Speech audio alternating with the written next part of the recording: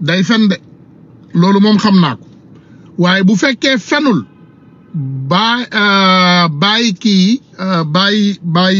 Baye Niass Fouta Tampi demal nga xoolal ñu bu dee yaay ji dafa feebar incha allahu rabbi ñu jàppale ko faj ko ñun amuñu problème boobu waaye day fen ñun on est des Sénégalais une nouvelle façon de faire la politique xam nga ñun politique bu bees bi ñu indi ci Sénégal léegi mooy ñun duñu nourrir bétail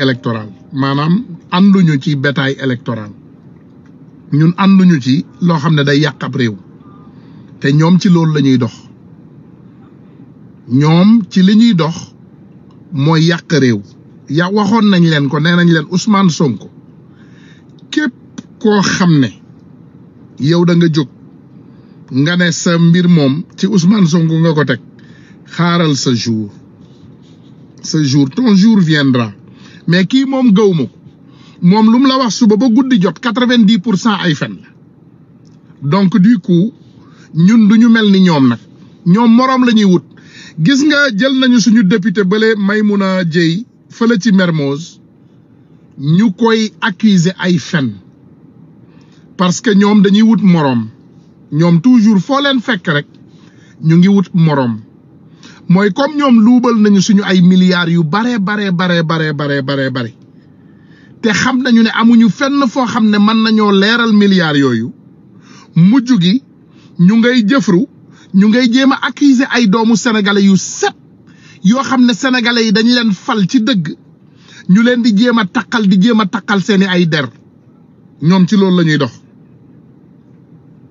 gis ngeen aussi ay étudiants yoo xam ne bétaayu électoralu Doudou Ka lañu mais comme Doudou Ka ñoom dañoo ñàkk élection yi passé lâché nañ leen loolu daf leen war a yee sénégalais yi da ngeen war a yeewu nit koo xam ne day ànd ak yow bu neexee bu naqaree mu wàcc la war ngaa yeewaat xool leen exemple président Ousmane Sonko képp ku am jafe-jafe ci Pastef wala nga am naqar dem na seeti na la ginnaaw sa naqar gi nag moom du xaar ba nga am naqar mu lâché la mais ñoom toujours boo xoolee exemple bi ñuy doxee ñoom dañuy bàyyi ba nga am naqar ñu lâché la dañuy bàyyi ba sa naqar yokku ba nga am ay problème yu bari ñu wàcc la ñoom noonu la ñuy doxalee c'est comme ça qu'il fonctionne yéen a ngi ko dégg moom mooy seen saagakat kii mooy génn bis bu ne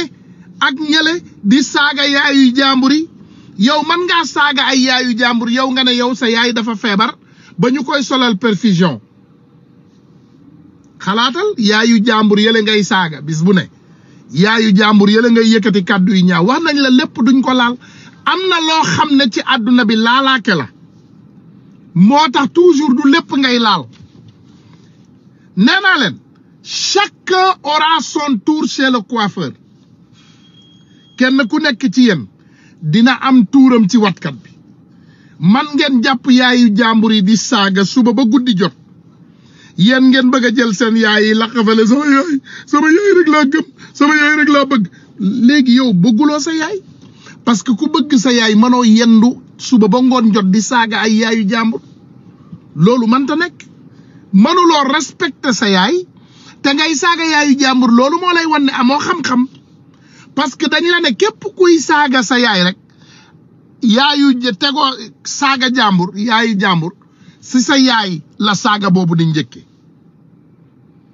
yéen xale yu réew yi képp kuy yëkkati ay kàddoom di ko jëmale ci ndeyu jàmbur saaga ci sa ndey ngay njëkke ba pare parce que awra boobu ngay tudd ci ndeyu jàmbur sa ndey am na ci donc sa ndey nga saaga sa awra ndey boobu nga wax sa bosu maam wax sa bosu waa kër yëpp laataa muy yegg ci ka nga xam ne moom nga ko defal donc ma dégluwaat loo leen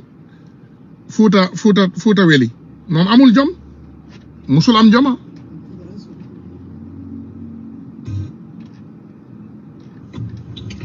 maa ngi tuub tey jéggalu nag loolu ma gënal de waaye ku amuloo la gënal am la fi sës xaalis rek la gëmul dara bàyyi naa li muy wax li nga xam te mooy Fouta Tampi daw ñëwaat ci président Macky Sall. bàyyi Fouta Tampi. lu lenn lu ma ci am. dégg ngeen ko. bàyyi naa Fouta Tampi daw ñëwaat ci Macky Sall. di xeex ak moom di mettre sama vie en danger. yéen a ko dégg. Sénégalais relation républicaine. voilà man amul lu sama yaay. ñu ngi lekkante seen biir. lu ma am sama adduna sama yaay la. déglu leen lu ma am sama adduna. dem ba tey sama yaay dafa daanu feebar. dina daanu feebaraat. ngay saaga yooyu sonn lool fi may wax ak yéen suñu biir kër. la docteur ñëw di ko fa perfuser. ñu ngi ko war a évacuer jële ko Fouta pour andi ko. ku ma xam ci yéen responsable yi maa ngi leen di woo jël.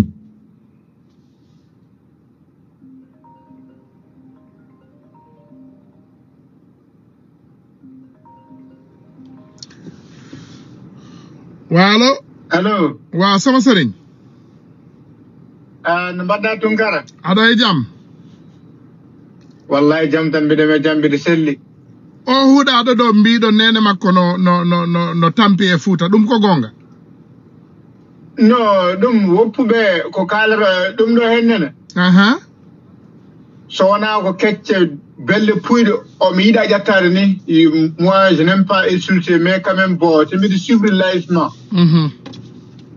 aɗa andi woni yimɓe sa ƴetti tem aɗa haala tan so tawi ɓe mbaɗi hen tan o ɓe jiɗata ko gacca temma o mbaɗa e saga he mi anda sa faami. miɗa faami men sagata men jennata. voilà kono an temma o te minen fof emin civrema toutes les diaspora ene civrema ɗum tagi kala naɓɗo ene ƴatto walla ne waɗa de n'importe quoi wota accu temma o an on va dégager là-bas ko gonga eyyi par ce que enen kam troisiéme mandat ɗum ɗon ko min jiiɗa kadi wonata ko gonga Sénégal fof wi ko wonata troisiéme mandat non troisiéme mandat on dit non ko ɗum woni gonga la zahiri e baɗini nder e boowal par ce que ça comme Dambo limo wax sa layami min mbi ko ala troisiéme mandat même le Fouta même di n'importe où Sénégal à diaspora troisiéme mandat la majeure partie il dit non il dit non ko heddi ko fof ko tappaleyagal donc mi haalat pular ha par après je vais revenir en français un petit peu ko ɗum woni gonga bismillah. Bon, le troisième mandat, les gens ne peuvent pas accepter ça. Parce que c'était la violence, c'était de coup de temps. Donc, c'est pas l'appel de modifier de quelque chose, ou dire que article L ou constitution, même si constitution, je ne sais pas ou quoi, troisième mandat, limitation, on dit non. Merci beaucoup. Macky Sall, Ida Sénégal, c'est dit, oui, à signer, bien non, à signer ta limitation mandat. Est-ce que la... Ko bandiyagal. Hein? Ko ɗum ko bandiyagal. Et puis CEDEAO mbiɗon ko kañum jogui respecté de loi électorale. te an ka président union africaine. E joni noon pular no wi so goo boni limore ayima. ɓaade o kanko woni président o kanko woni so moƴƴani leydi moƴƴata. neɗɗo sa woni président woni responsable a waɗat dégager toutes les responsabilités ce qui est mauvais. ko ɗum woni gonga. a wawa bonde mbiya aɗa moƴƴini a wawa to moƴƴo mbiya aɗa bonna. ko ɗum woni gonga. ɗum yo lobri yimɓe Sénégal yo lobri yimɓe leydi ndi c'est pas l'appel. a jarama ko ɗum woni gonga. moƴƴi Tounkara a jarama te mbiɗa suivre ma noon mbiɗa ɗo e France mbiɗa suivre ma toute de live mbiɗa suivre ma wallahi. jarama mi warnira mbimi attends j'avais essayé pour est-ce que ça va passer ou pas mais quand même c'est passé minimum. a jarama Allah jarama. merci Tounkara min mbiɗa wiya Oumar Sy yetta mbiɗa woni to e France Paris. jarama. merci bonne soirée. voilà donc gars yi comme ni ma leen ko